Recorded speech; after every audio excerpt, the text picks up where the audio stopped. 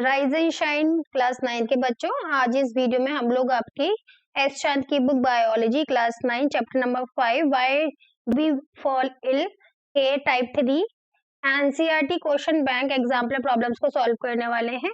बच्चों, अगर आप लोगों ने मेरे चैनल को अभी तक सब्सक्राइब नहीं किया है तो जल्दी से सब्सक्राइब कर ले। साथ ही जो रेड कलर का बेल आइकन है उसको हिट करना ना भूले, जिससे कि आपको मेरे अपकमिंग वीडियोस के बारे में टाइम टू टाइम पता चलता रहे। चलिए यहाँ पे क्वेश्चन नंबर 1 के बारे में बात करते हैं। Vector can be defined as, देखिए वेक्टर्स क्या होते हैं, जो कि एनिमल्स होते हैं जनरली, जो कि इन्फेक्टेड पर्सन जो बीमार है उसके थ्रू हेल्दी पर्सन को बीमार करते हैं। तो यहाँ पे ऑप्शन ए है micro organism which cause many disease नहीं, animals carry the infected agent from sick person to another healthy person, बिल्कुल सही।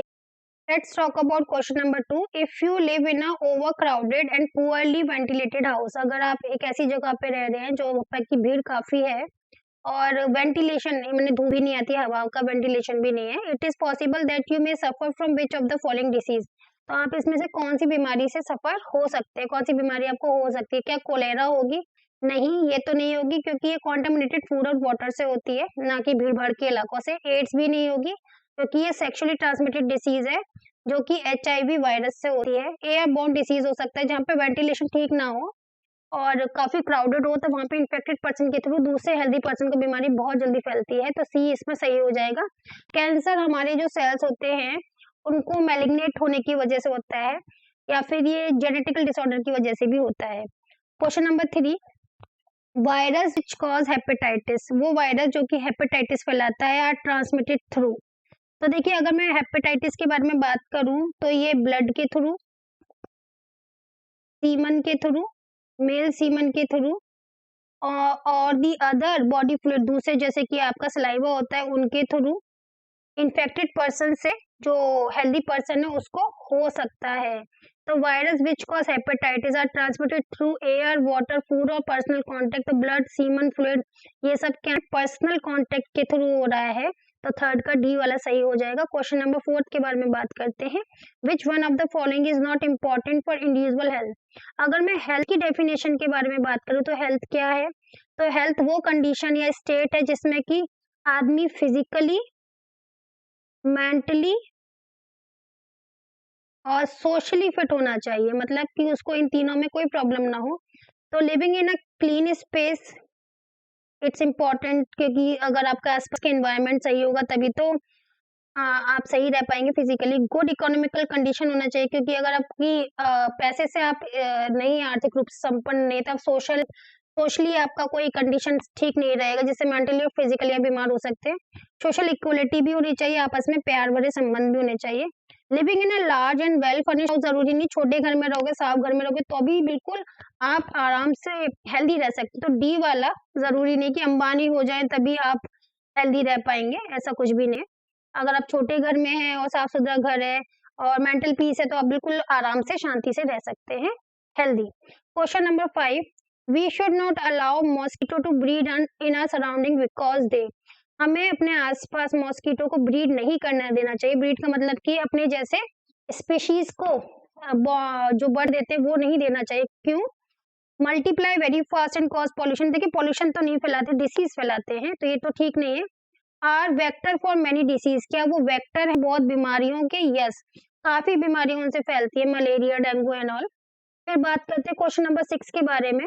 Which disease is not transmitted by mosquito, इसमें से कौन सी बीमारी मॉस्किटो से नहीं फैलती? मलेरिया की बात करें तो फीमेल एनाफिलीज मॉस्किटो के थ्रू फैलता है। डेंगू की बात करें तो एडीज एग्जिपिथ मॉस्किटो के थ्रू ये फैलती है बीमारी। ब्रेन फीवर या एनसीफेलिटिस के बारे में बात करें तो ये क्यूलेक्स जो स्पीशीज वाले मॉस्किटो होते हैं उनके थ्रू फैलती है। निमोनिया की बात करें तो ये एक इन्फ्लेमेटरी कंडीशन है that refer to various pulmonary infection affecting the lungs alveoli, और मॉस्किटो इसको नहीं फैलाते, तो मॉस्किटो नहीं फैलाते हैं निमोनिया को। क्वेश्चन नंबर 7 के बारे में बात करते हैं। AIDS can not be transmitted by, कैसे नहीं फैल सकता है ये बताना है। एड्स ब्रेस्ट फीडिंग के थ्रू फैल सकता है, अगर माँ जो उसको एड्स की बीमारी है अपने बच्चे को ब्रेस्ट फीडिंग कराती है तो बच्चे को होने का खतरा बना रहता है।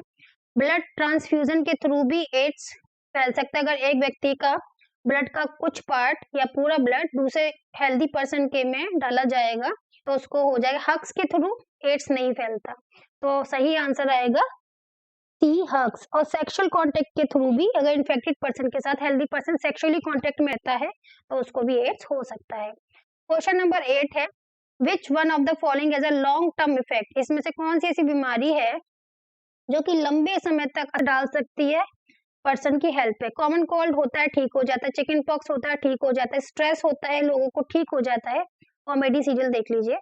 लेकिन अगर आप तम्बाकू खाते हैं तो आपका कैंसर होने की बीमारी, जो कैंसर है होने का खतरा बना रह सकते हैं, या मुंह का कोई भी प्रॉब्लम या बॉडी रिलेटेड प्रॉब्लम भी हो सकता है। तो तय को बिल्कुल नहीं खाना चाहिए। अगर आप खाते तो भी छोड़ दे, कोशिश करें, और नहीं खाते तो कभी मत खाइएगा। क्वेश्चन नंबर 9 है, which one of the following cause काला आजार, इसमें से किसके थ्रू जो काला आजार बीमारी होती है वो होती है। तो अगर मैं बात करूं तो जो काला आजार बीमारी है वो होती है लेशमैनियासिस,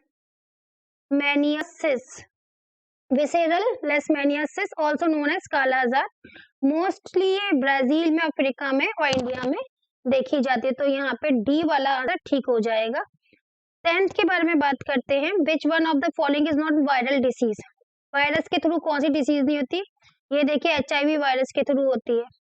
डेंगू के अगर मैं बारे में बात करूं तो डेंगू के बारे में भी हम लोग पहले काफी ज्यादा बात कर चुके, मॉस्किटो फैलाता है ना। तो यहाँ पे जो वायरस के और एक ये वायरल डिसीज है, तो यहाँ पर आपकी इन्फ्लुएंजा भी वायरस डिसीज है। लेकिन टाइफाइड के बारे में बात करते हैं तो ये बैक्टीरिया के थ्रू होता है। ये किसके थ्रू होता है? बैक्टीरिया के through. So typhoid fever is a bacterial infection that can spread through out the body affecting of many organs. तो डी यहाँ पे सही हो जाएगा। क्वेश्चन नंबर 11 के बारे में बात करते हैं, विच one of the following disease is not transmitted by mosquito, इसमें से कौन सी बीमारी मॉस्किटो के थ्रू नहीं फैलती। देखो, डेंगू फैलता है, मलेरिया फैलता है, ब्रेन फीवर के बारे में भी हमने बात किया था, क्यूलेक्स करके जो मच्छर था वो फैलाता है। तो टाइफाइड यहाँ पे सही आंसर हो जाएगा, जैसे कि ऊपर ऊपर देखा हमने, बैक्टीरिया के थ्रू फैल रहा है, मॉस्किटो के थ्रू नहीं। क्वेश्चन नंबर 12 है, which one of the following is not bacterial disease, अब इसमें से कौन सी बैक्टीरियल डिसीज नहीं है। तो देखिए, अगर हम इसके बारे में बात करते हैं कि इसमें से कौन सी बैक्टीरियल डिसीज नहीं है, तो इन्फ्लुएंजा ये वायरस के थ्रू होता है। किसके थ्रू होता है? वायरस के थ्रू होता है। बाकी ट्यूबरकुलोसिस, एंथ्रेक्स और कोलेरा बैक्टीरियल डिसीज है। चलिए क्वेश्चन नंबर 13 पे जल्दी से आ जाते हैं, लास्ट पेज है। बच्चों, अगर आप लोगों ने अभी तक मेरे चैनल को सब्सक्राइब नहीं करा है तो जल्दी से सब्सक्राइब कर ले। साथ ही अगर एनसीईआरटी की बुक चाहिए तो आप क्या कर सकते हैं, इसी वीडियो के डिस्क्रिप्शन बॉक्स में जाके लिंक को चेकआउट कर सकते हैं। घर बैठे बैठे मंगा सकते हैं अपने लिए एनसीईआरटी और एसटीआर की बुक। चलिए क्वेश्चन नंबर 13 करते हैं, which of the following can make you ill if you come in contact with an infected person, इसमें से क्या के कॉन्टेक्ट में आओगे तो आप बीमार हो सकते हो। हाई ब्लड प्रेशर, तो ये इंटरनल बीमारी है, ये कॉन्टेक्ट के थ्रू नहीं फैलती। जेनेटिक एबनॉर्मलिटी भी जीन्स के थ्रू फैलती है, लेकिन स्नीचिंग, खांसी जुकाम जो है वो पर्सनल कांटेक्ट में आने से फैल जाता है। तो सी वाला सही होगा। कैंसर भी नहीं फैलता पर्सनल कांटेक्ट में आने से। 14 की बात करते हैं, विच one of the following disease is not caused by bacteria, इसमें से कौन सी बीमारी बैक्टीरिया के थ्रू नहीं होती। एंथ्रेक्स बैक्टीरिया के थ्रू फैलती है, टाइफाइड बैक्टीरिया के थ्रू फैलती है, ट्यूबरकुलोसिस बैक्टीरिया के थ्रू फैलती है, मलेरिया आपका बैक्टीरिया के थ्रू नहीं फैलता है, जैसा कि हम पहले भी बात कर चुके हैं। मॉस्किटो फैलाता है इसको, और मे बी प्रोटोजो के थ्रू होता है ये। Question number 15, making antiviral drug, अगर हम ऐसी ड्रग बना रहे हैं जिसमें कि हम वायरस का यूज कर रहे हैं, are more difficult than making antibacterial drug. जो एंटी वायरल ड्रग है उसको बनाना मुश्किल इसलिए होता है क्योंकि उसके अंदर ज्यादा बायोकेमिकल मैकेनिज्म देखने के लिए हमको नहीं मिलते, है ना। तो यहाँ पे सी वाला ठीक हो जाएगा। Viruses have very few biochemical mechanism of their own. Question number 16 के बारे में बात करते हैं, चूज द रॉन्ग स्टेटमेंट। हमें इसमें रॉन्ग स्टेटमेंट चूज करना है।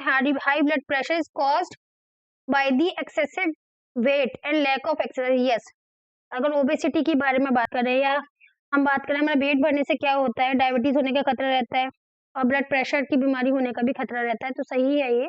Cancer can be cause by genetic abnormality. Yes, cancer genes की एबनॉर्मलिटी की वजह से होता है, जिससे कि सेल बेढंगे तरीके से बढ़ने लगते हैं। फिर थर्ड है, peptic ulcer are cause by eating acidic food. नहीं। जो पेप्टिक अल्सर्स होते हैं वो स्टमक की लाइनिंग या स्मॉल इंटेस्टाइन या ईसोफेगस की लाइनिंग से रिफर करता है पेप्टिक अल्सर। ये जो होता है वो एक्चुअली ये बीमारी होती है हेलिकोबैक्टर, किसके थ्रू होती है? Helicobacter pylori are the bacterium that causes the peptic ulcer. तो जो गलत यहाँ पर जो आंसर आने वाला है, जो मैच नहीं करा, रॉन्ग स्टेटमेंट सी वाला है। क्वेश्चन नंबर 17 के बारे में बात करते हैं। You are aware of polio eradication programme in your city, children are vaccinated because. Polio जो प्रोग्राम चलाया जाता है, आपने देखा होगा काफी चलाए जाते हैं। पहले हमारा देश पोलियो बीमारी से घिरा हुआ था, अब नहीं है। वो इसलिए चलाए जाते हैं ताकि जो पोलियो उनको दिया जा रहा है वैक्सीन, उसके थ्रू उनकी इम्यूनिटी बढ़ जाए। तो यहाँ पे it create immunity in the body. तो यही सही आंसर आएगा। बच्चों, अगर आप लोगों ने अभी तक चैनल को सब्सक्राइब नहीं किया तो जल्दी से सब्सक्राइब कर लें, साथ ही रेड कलर का बेल आइकन नहीं हिट करना भूलें। और अभी तक तो आप लोग